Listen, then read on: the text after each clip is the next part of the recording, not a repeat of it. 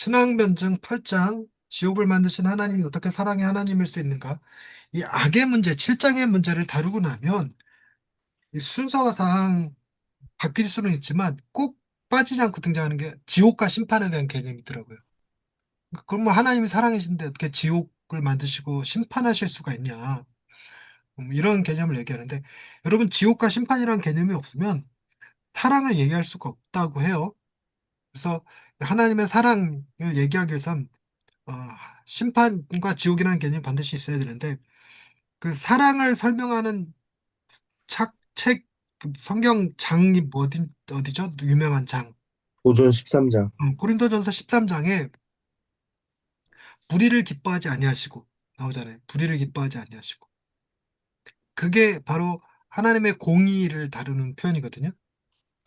그래서 나를 너무너무 사랑하는 아빠가 내가 잘못해도 오냐 오냐 그러면 우리 걸 사랑이라고 하냐는 거지. 아니라 할아버지의 사랑이 아니라 그 어미하신 아버지의 사랑, 그것이 하나님의 사랑에 더 가깝다. 뭐 이렇게 C.S. 루이스가 표현하기도 했는데, 그걸 한번 살펴봅시다. 로마서 5장 8절 말씀, 유성민 목사님. 네, 우리가 아직 죄인 되었을 때 그리스도께서 우리를 위하여 죽으시므로 하나님께서 우리에 대한 자기의 사랑을 확증하셨느니라. 제가 성경에 나오는 구절들 중에 제가 이 구절을 가장 많이 인용하는 것 같아요. 그 집회를 가서도 마찬가지고. 일단 이 구절이 너무 좋은 게, 이 구절 자체가 어, 우리가 가장 형편없을 때 하나님이 가장 큰 사랑을 베푸셨다라는 그 느낌을 주거든요. 하나님이 우리를 언제 사랑하셨는가? 우리가 죄인 되었을 때라는 거죠. 근데 이게 6절, 8절, 10절이 이렇게 연약할 때, 죄인 되었을 때, 원수 되었을 때 이렇게 등장하잖아요.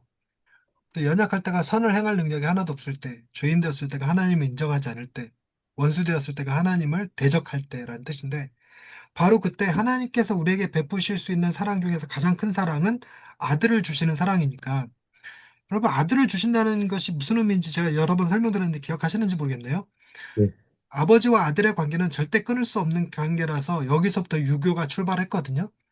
그래서 여기서 효가 나오고 이웃으로 확장해서 예, 국가로 확장해서 충, 이 개념이 나온 게 유교 개념입니다. 그래서 인간의 머릿속으로는 아버지와 아들이 끊어지지 않는다는 개념이에요. 가장 인간관계의 씨앗이다 이렇게 표현합니다. 근데 그 가장 관계의 씨앗인 당신의 아들을 우리에게 내어주셨다? 이건 내가 나 자신을 십자가에 나 자신을 너에게 주었다라는 말보다 더 큰 개념이라는 거예요. 제가 제 아들을 어떻게 내줍니까? 내가 대신 죽어줄 수 있을지언정 아들은 못 주거든요. 근데 아들을 줬대. 그러니까 이거보다 더 큰 사랑이 존재하지 않는 거예요. 그러니 이 개념은 우리가 하는 그 어떤 행위로도 하나님의 사랑을 더 받을 수도 없고 덜 받을 수도 없어요. 그렇죠? 더 받을래야 하나님이 더 큰 사랑이 존재하지 않고 덜 받을래야 우리가 가장 처참할 때 가장 밑바닥에 있을 때 사랑받았기 때문에 그보다 더 심한 밑바닥이라는 게 존재하지 않으니까 우리가 하나님의 사랑을 더할 수도 뺄 수도 없다라는 게 이게 너무 좋아요.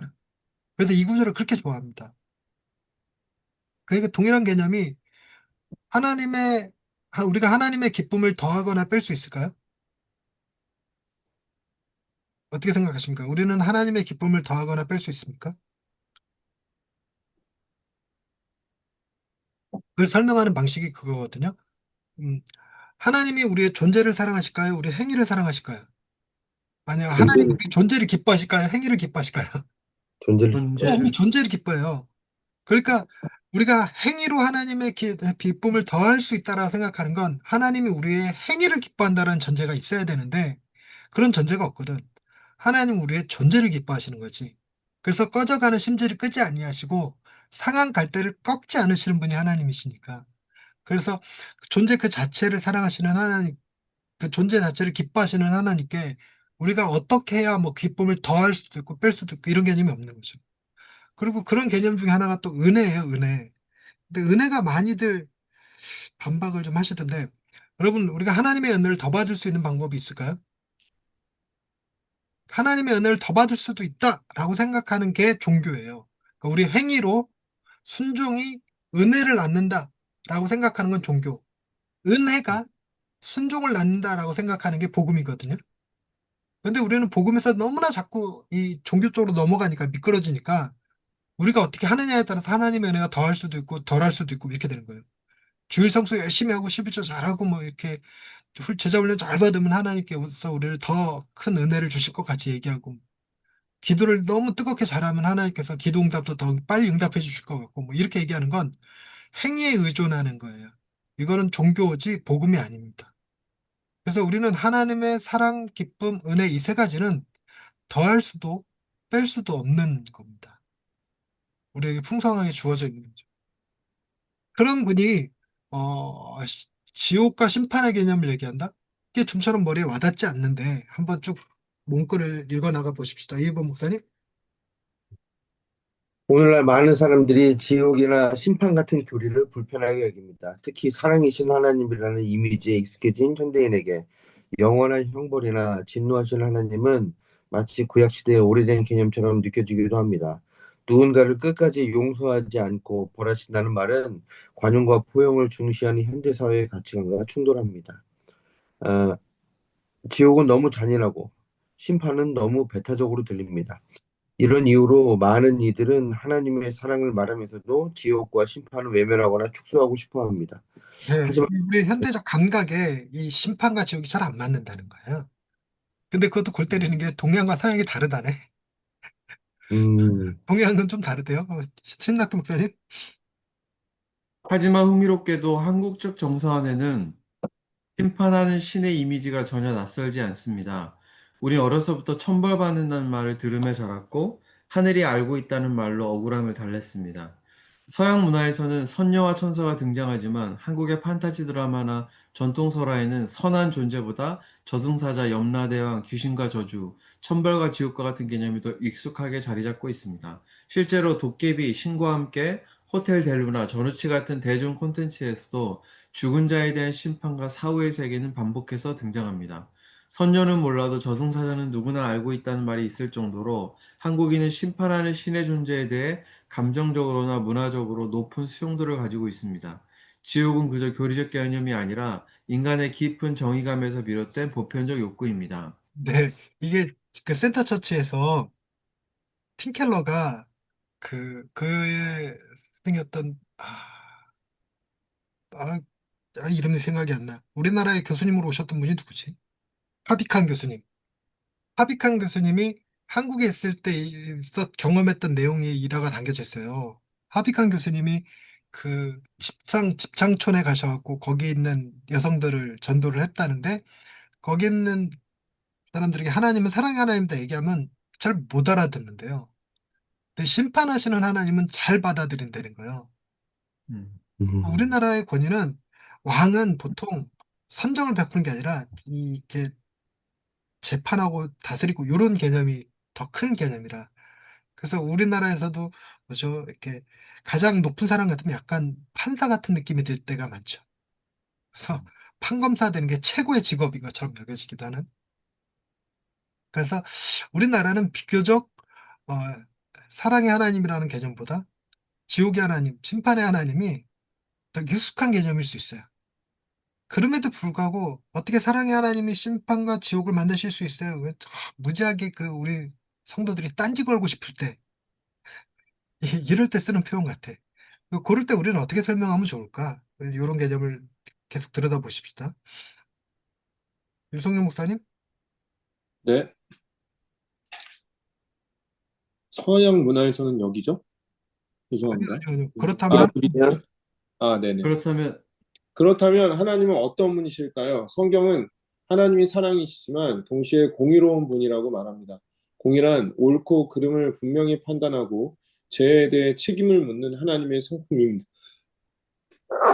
죄송합니다. 우리가 좋으신 하나님을 신뢰할 수 있는 것, 이유도 그분이 악에 대해 분노하시고 반드시 심판하시는 분이시기 때문입니다. 악을 악이라 하지 않고 용납만 하신다면 우리는 그분을 의지할 수 없을 것입니다. 실제로 성경에는 하나님의 심판이 반복적으로 나타납니다. 노아 시대의 홍수 심판, 소돔과 고모라의 멸망, 바벨론에 의해 무너진 예루살렘, 아나니아와 삽비라에 임한 즉각적인 죽음 등은 하나님의 심판이 실제이며 그분이 죄를 방관하지 않으신다는 증거입니다. 그러나 이 모든 심판 속에서도 하나님은 먼저 돌이킬 기회를 주셨고 그 심판은 단지 벌을 주시기 위한 것이 아니라 방황하는 사람들을 다시 돌아오게 하려는 아버지의 간절한 사랑의 표현이었습니다. 네, 잠깐만요. 그 C.S. 루이스의 순전한 책이란다. 순전한 기독교. 거기에 그 C.S. 루이스의 대표적인 표현 두 가지가 나오는데 하나는 그 물탄 우유와 같다라는 표현이 나와요. 물탄 우유가 뭐였냐면 하나님과 인간의 사랑은 그러니까 하나님과 인간의 사랑을 경험하면 남녀 간의 뜨거운 사랑은 마치 물탄 우유와 같다 이렇게 표현한 것 때문에 그러거든요. 음, 그래갖고 이 물탄 우유 이 말이 재밌어갖고 C.S. 루이스의 순전한 기독교 하면 그 단어가 떠올라요. 그리고 또 하나 떠오르는 게 가장 대표적인 게 낭패감에서 출발하는 종교 이렇게 얘기하거든요. 기독교는 낭패감에서부터 출발하는 종교다 이렇게. 그게 뭐냐면 우리가 우주라는 것을 생각할 때 그 우주가 가지는 이미지, 무섭고 엄하고 뭐 이런 개념들을 생각할 때 어, 신의 존재는 그렇게 이렇게 무섭고 엄한 존재일 거라고 느낀다는 거죠. 근데 만약에 신이 없다면 악을 심판할 자가 없으면 악이 득세할 수밖에 없죠. 그래서 힘 있는 자만 살아남게 될 겁니다. 악한 자들만 살아남는 거겠죠. 그래서 우리는 반드시 신이 필요합니다. 하지만 그 신이 있다면 그 신은 죄를 조금도 용납하지 않으실 거 아니에요. 그러니 우리는 신이 있으면 우리도 심판받을 수밖에 없어. 우리의 죄 때문에. 그래서 우리는 신이 없어도 안 되고 있어도 안 되는 그런 낭패감에서 출발한다는 거예요. 그래서 하나님이 계시는데 하나님이 절대로 죄를 용납하시면 안 되고 그래야지만 우리가 살 수 있으니까. 그리고 또한 우리 죄도 하나님이 해결해 주셔야 되기 때문에 우리 기독교는 그래서 누가 중요하다? 예수가 중요하다 이렇게 되는 거예요. 그래서 낭패감에서 출발하는 종교다. 다음, 예, 제가 네, 예, 성경은 진노 중에도 긍휼을 잊지 않으시는 하나님을 말합니다. 하나님은 공의를 포기하지 않으시면서도 그 공의를 사랑으로 충족시키는 길을 선택하셨습니다. 그 길이 바로 십자가입니다. 하나님은 우리가 받아야 할 죄의 형벌, 지옥의 심판을 독생자 예수 그리스도께 짊어지게 하셨습니다. 우리가 주일마다 고백하는 사도신경에는 이렇게 고백합니다. 장사된 지 사흘 만에 죽은 자 가운데서 다시 살아나셨으며 음부에 내려가셨다가 예수님은 실제로 우리 대신 지옥의 문을 통과하셨고 하나님의 공의를 자기 몸에 담아내셨습니다. 그 하나님의 모습은 무자비한 폭군이 아닙니다. 오히려 우리를 포기하지 않으시는 아버지의 사랑입니다. 우리가 죄에 빠져 있을 때도, 악한 길에 고집할 때도, 그분은 때로는 매로, 때로는 기다림으로, 때로는 부르짖음으로 우리를 되돌리십니다. 아버지가 사랑하는 아들이 죄를 범할 때 그를 혼내지 않는 것이 사랑이 아니라 방임입니다. 참된 아버지는 죄를 바로잡습니다. 하지만 동시에 아버지는 자녀를 절대 포기하지 않습니다. 이것이 하나님의 사랑입니다. 그리고 하나님이 친히 심판하시는 이유는 또 있습니다. 우리가 스스로 복수하거나 악에 미혹됐을 때 악을 행하는 실수를 막기 위해서입니다. 로마서 12장 19절은 이렇게 말씀합니다. 내가 갚으리라 하시니 너희는 친히 원수를 갚지 말라. 우리가 악에 대해 분노하고도 그 분노로 악을 행하지 않을 수 있는 이유는 하나님이 심판자이시기 때문입니다. 그분의 공의가 완전하다는 믿음이 우리를 평안하게 지켜줍니다. 결론적으로 말하면 지옥과 심판 없이 하나님의 사랑은 존재할 수 없습니다. 죄가 죄로 여겨지지 않는다면 용서도 무의미하고 은혜도 값싸집니다. 지옥과 심판이 있다는 사실이야말로 하나님의 사랑이 얼마나 깊고 진실한지를 보여주는 증거입니다. 하나님은 공의로우시기 때문에 심판하시고 사랑하시기에 길을 내셨습니다. 그 사랑 안에 있기 때문에 우리는 심판을 두려움이 아니라 구원의 확신으로 받아들일 수 있습니다. 왜냐하면 우리의 잘못은 덮어지거나 외면되는 것이 아니라 공의롭게 처리되었기 때문입니다. 그렇습니다. 지옥이 있기에 우리는 하나님의 사랑을 더욱 신뢰할 수 있습니다. 그리고 그 사랑은 우리를 지옥에서 건져내시기 위하여 스스로 그것을 지나가신 예수 그리스도 안에서 완성되었습니다. 네. 그러니까 이게 그런 거죠.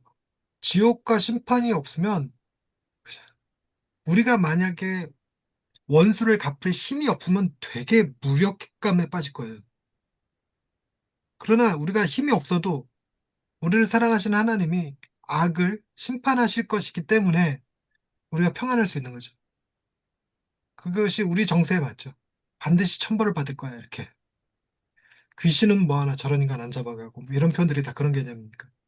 그래서 우리가 친히 악을 행하지 않을 수 있는 힘도 결국은 하나님이 지옥과 심판의 하나님이시기 때문이라는 개념에서 나오는 거고, 무엇보다도 여러분 은혜의 네 단계 이게 얘기했었는데 기억하실지 모르겠는데, 감사, 감동, 감격, 감격, 그 다음에 네 번째 기억 잘 안 나시죠? 그래서 나는 이걸 블루오션이라고 불러.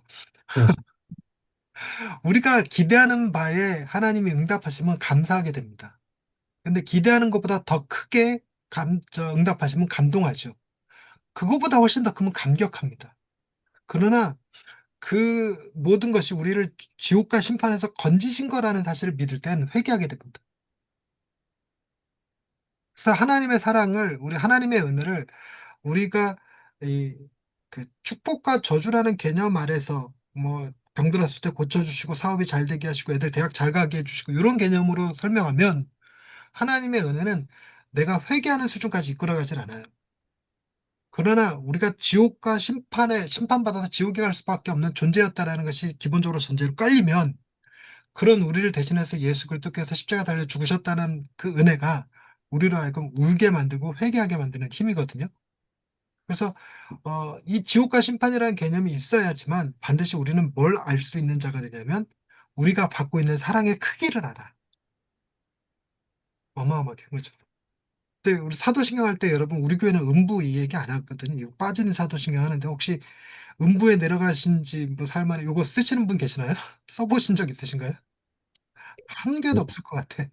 근데 저희 그 주기도문 사도신경 표에는 그 각 주는 달아놨어요. 원문에는 이 표현이 있음. 음부에 내려가신지 이렇게 그건 달아놓기는 했어요. 그래서 지옥과 심판을 빼놓고는 역설적으로 하나님의 사랑을 설명할 수 없다. 지옥과 심판이 배제되면 하나님의 사랑은 감사, 감격, 감사, 감동, 감격의 수준에 불과하지만 지옥과 심판의 개념이 있으면 하나님의 사랑은 무한정 커질 수 있다. 자, 신학교 목사님이 한번 읽어주세요. 지옥과 심판의 문제는 많은 분들이 하나님을 믿는 데 있어 가장 걸림돌이 되는 주제 중 하나입니다. 저도 그 질문에 공감합니다. 사랑의 하나님과 지옥이 어떻게 함께 있을 수 있을까? 쉽게 풀리지 않는 문제이지요. 그런데 성경은 하나님을 사랑의 하나님이면서 동시에 공의로우신 하나님으로 보여줍니다. 만약 하나님께서 악을 그냥 넘어가신다면 사실 우리는 그분을 신뢰할 수 없을 것입니다. 세월호나 이태원 같은 비극을 보며 하나님은 왜 가만히 계시냐고 묻는 것도 결국 하나님이 반드시 악을 심판하셔야 한다는 정의감에서 나온 질문이니까요. 지옥은 단순히 두렵게 하는 교리가 아니라 하나님이 죄와 악을 가볍게 여기지 않으신다는 증거입니다. 하지만 동시에 하나님은 우리를 사랑하셔서 그 심판을 피할 수 있는 길을 내셨습니다. 그 길이 바로 예수 그리스도의 십자가입니다. 우리가 받아야 할 형벌을 예수님께서 대신 지셨고 지옥의 문을 스스로 지나가셨습니다. 그래서 우리는 심판을 두려움으로만 생각하지 않고 오히려 구원의 확신으로 받아들일 수 있습니다. 저는 이렇게 생각합니다. 지옥이 있다는 사실 때문에 오히려 하나님의 사랑을 더 깊이 신뢰할 수 있습니다. 그분은 악을 심판하실 만큼 공의로우시고 동시에 우리를 지옥에서 건지시기 위해 자신의 아들을 내어주실 만큼 사랑이 많으시기 때문입니다. 네.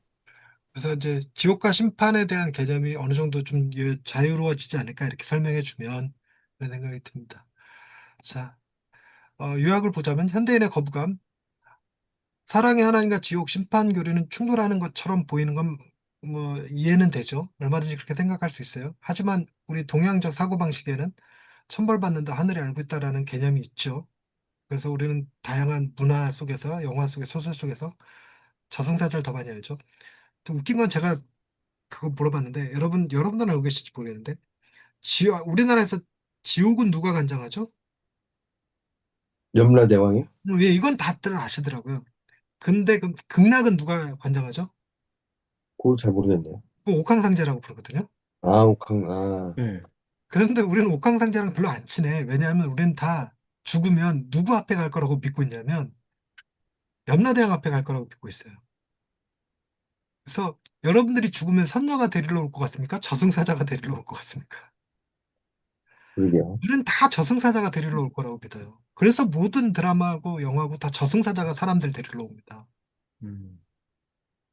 그런 만큼 우리는 심판하시는 존재에 대해서 더 친숙해요. 그래서 이 뭐죠?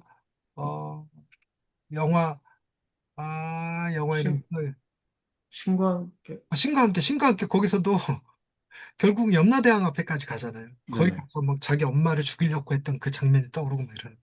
우리가 49제 지내는 것도 제사를 7번 드리는 거거든요. 7번이 각 단계별로 심판하시는 신이 있는데 그 신들한테 드리는 거고 마지막 7번째 49제가 제일 거창하게 드리는데 이때가 염라대왕한테 드리는 제사거든요. 근데 음, 많은 사람들이 이거 그냥 잊어버린 줄 그냥 문화처럼 해버리니까 부모님 드시라고 상 차리는 줄 아는데 아니에요. 그 동양적 개념에서 신들에게 바치는 제사상입니다. 그만큼 우리는 이 심판하시는 하나님이 더 친숙하게 다가오죠. 그리고 이 지옥이라는 것은 단순히 교리로만 존재하는 것이 아니라 인간의 보편적 감성을 담아내요. 그래서 인간이 정의를 바라기 때문에 세월호 이런 걸 두고 그 세월호 문제를 일으킨 자들을 반드시 처벌해야 되지 않아? 이런 개념들이 다 우리 정의감에서 비롯되는 거니까 이런 갈망이 그대로 투영되는 게 뭐죠? 지옥과 심판이죠. 어. 그러면 하나님의 사랑 성품도 여러분 사랑과 공의 이럴 때 우리가 이걸 지금 제가 여기서 두 개를 나란히 놔두긴 했는데 어, 하나님은 사랑과 공의를 갖지만 사랑은 하나님의 본성이시고 공의는 사랑 속에 포함된 뭐 속성이라고 불러요. 속성. 하나님의 속성. 그래서 공의, 불의를 기뻐하시지 않고를 고린도전서 13장에서는 이걸 사랑의 속성 중에 하나로 설명하죠. 하나의 사랑의 속성. 그래갖고 하나님은 사랑이시다. 이건 말이 성립하지만 하나님은 공의이시다. 이건 성립이 안 돼요. 공의는 반드시 앞에 붙어서 공의로우신 하나님이래야 돼. 그 속성이기 때문에. 그래서 어차피 공의도 사랑의 하나의 표현인데 공의가 빠지면 사랑이 완성되지 않는다는 거죠. 그다음에 악을 그냥 넘어가신다면 그런 하나님 어떻게 신뢰할 수 있겠어? 나를 괴롭히는 친구들에 대해서 아빠가 오냐 오냐 해주면 아빠 좋아하겠나 어디? 그리고 심판은 단순히 벌이 아니라 우리를 돌이키시려는 아버지의 사랑이라고도 얘기합니다. 그리고 십자가와 심판을 보면 하나님은 심판을 포기하지 않으셨지만 사랑으로 그 길을 여셨죠. 이게 이제 낭패감에서 출발하는 종교가 되는 거고 그래서 우리는 예수 그리스도의 십자가 때문에 하나님을 신뢰할 수 있고 믿을 수 있는 거니까. 그리고 예수님 우리 대신에 지옥의 문을 통과하셨어요. 우리 대신에 지옥에 내려가셨어요. 대속하신 거니까 우리는 지옥에 내려갈 일 없어요. 정죄받지 않습니다. 심판받지 않아요, 우리는. 그리고 우리의 죄가 값없이 넘어간 것이 아니라 공의롭게 처리됐잖아요. 공의롭게. C.S. 루이스의 틴켈러의 내가 만든 신에서 내가 아니 인생의 나파다. 인생 질문. 인생 질문에서 대언자 교리가 나오는데 거기서 그러거든. 예수님이 하나님의 법정에서 나는 재훈이에게 기회를 한 번 더 달라는 게 아닙니다. 재훈이에게 선처를 베풀어 달라는 게 아닙니다. 나는 이 법정에 정의를 요구합니다. 재훈이는 무죄입니다. 이렇게 외치시는 예수님. 음. 나는 재훈이의 모든 죄값을 다 지불했기 때문에 이 법정에 정의를 요구합니다. 이렇게 얘기하실 수 있는 분이니까 너무 좋잖아, 대원자. 그래서 결론, 지옥과 심판이 있기에 넘어가 버렸네. 지옥의 의미 4번, 지옥은 무자비한 폭군의 증거가 아니라 사랑과 정의가 함께 있는 하나님의 증거입니다. 지옥과 심판을 빼고서는 우리 하나님을 설명할 수 없어요. 참된 아버지는 자녀의 죄를 방임하지 않겠죠? 하나님은 친히 심판하심으로 우리의 원수 갚음에 빠지지 않도록 우리가 악을 행하지 않도록 막아주시죠. 무력함에 빠지지 않도록 막아주시고. 그래서 C.S. 루이스 아니 틴켈러가 고통의 답하다가 거기서 그런 말을 쓰더라고요. 흑인들에게 심판하시는 하나님이 없다고 얘기하면 흑인들에게 신앙이 음, 생기겠냐? 이런 얘기 써놨어요. 음, 자, 기억할 결론, 지옥과 심판이 있기에 용서와 은혜가 참된 의미를 갖게 된다. 지옥이 존재한다는 사실은 하나님의 사랑을 더 깊이 신뢰할 근거가 된다. 그 사랑은 예수님께서 우리 대신 지옥을 지나감으로써 확증되었다. 기억할 말씀, 우리가 아직 죄인 되었을 때 그리스도께서 우리를 위하여 죽으심으로 하나님께서 우리에 대한 자기의 사랑을 확증하셨느니라. 여러분, 우리가 죄 지은 거를 인정하시나요? 네, 근데 그 네. 죄값을 치르기 위해서 예수님이 십자가에 죽어야 할 만큼 큰 죄인가요? 음. 네. 우와, 유성용 목사님 네 그랬어. 왜? 뭔 죄를 얼마나 지었길래 십자가에 죽어야 돼? 그것도 하나님의 아들이? 존재적으로, 존재론적으로 죄인, 의지적으로도 죄인입니다. 네. 이게 역설적이지만 내 죄가 내가 생각하는 것보다 훨씬 더 커서 예수님께서 십자가에 죽어야 할 만큼 크다는 사실을 인지할 때 반대로 하나님의 사랑의 크기가 결정이 된다. 하나님 크기가 얼마나 큰지.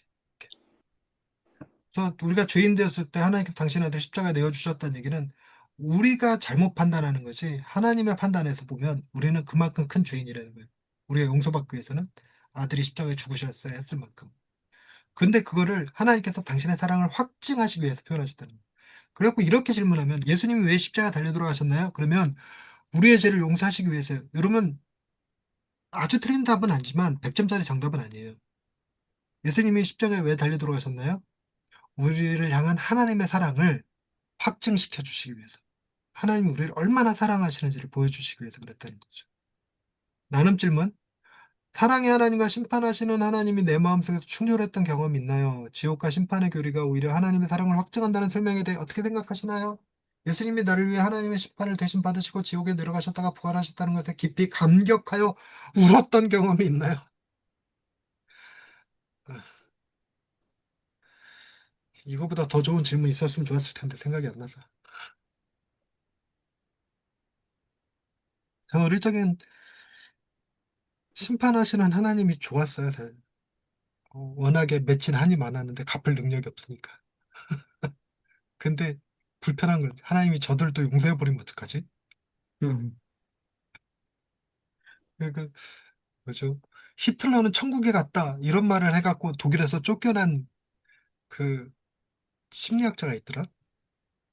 근데 음. 최근에 그분 책을 읽었었는데 그 가정 세우기인가? 그런데 그 쫓겨난 학자 이름이 생각이 안 나네. 히틀러도 히틀러 자기에게 주어진 자신의 역할을 감당하고 갔을 뿐이다. 뭐 이런 식으로 주장을 했나? 그래갖고 쫓겨났다고. 만약에 진짜로 하늘나라에 갔더니 히틀러 앉아있고 김일성 앉아있고 와 뒤집어질 것 같긴 해. 그 히틀러랑 김일성까지 갈 필요도 없고 우리 집 돈 떼먹고 도망간 그 새끼 음. 천국에 있으면 어쩌지? 그런데 한편으로는 그런 생각해요. 나한테 해코지했던 그 친구가 천국에 있어야 내가 뭐라도 받을 수 있냐면 사과라도 받을 수 있지 않을까? 음, 미안해 재훈아 내가 세상에 있을 때 너한테 너무 못되게 굴었다 이런 말 한마디라도 들어볼 수 있지 않을까? 자 여기까지 하고요. 어, 어떠셨는지 질문은 없으신지 나누고 마치도록 하겠습니다.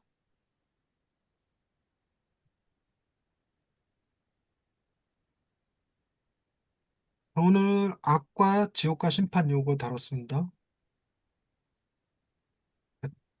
이거 하면서 오늘 음. 묻고 싶었던 질문 중에 하나 그게 있었는데 우리 지난 시간 6장까지 했는데 한번 써먹을 기회가 있으셨나요? 음. 도움이 되셨나요? 목회 현장에서? 어, 이게 콩나물 이게 시루에 물 주듯이 음, 뭐 딱 부러지게 써먹지는 않아도 음, 아 이게 좀 정리가 잘 되고 좀 뭐라 그럴까요?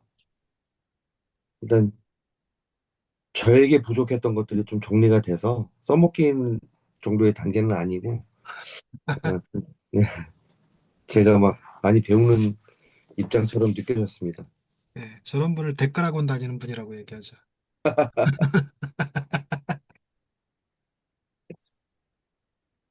오늘 내용은 어떠셨어요, 이분 목사님? 저는 그냥 개인적인 얘기를 하자면